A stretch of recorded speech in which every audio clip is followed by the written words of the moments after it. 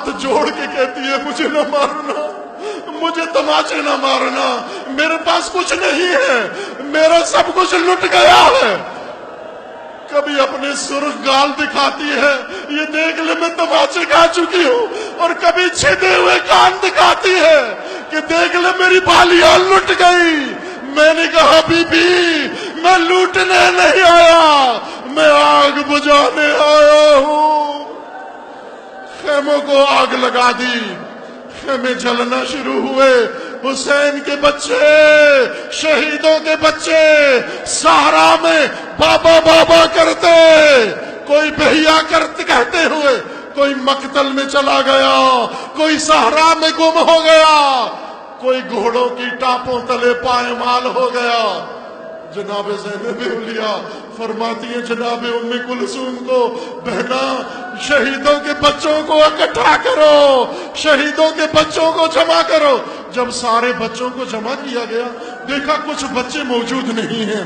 بیویوں نے بچوں کو ڈھونڈنا شروع کیا، کیوں مقتل میں جا کر آواز دی، اور سب سے زیادہ پریشانی کب ہوئی؟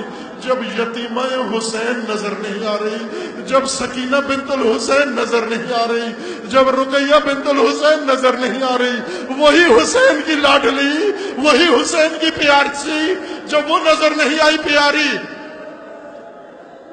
بیویاں مقتل میں ڈھونڈتی ہیں، بیویاں صحرا میں ڈھونڈتی ہیں، ہر طرف جاتی ہیں، نظر نہیں آتی۔ بی بی فرماتی ہے مجھے معلوم ہے حسین کی یتیمہ کہاں ہوگی، حسین کی یتیمہ اپنے بابا کی لاش کے اوپر ہوگی۔ بی بی فرماتی ہے لاش حسین پائمال ہو گئی، اب تو پہچانی نہیں جا سکتی۔ بی بی کیسے گئی ہوگی؟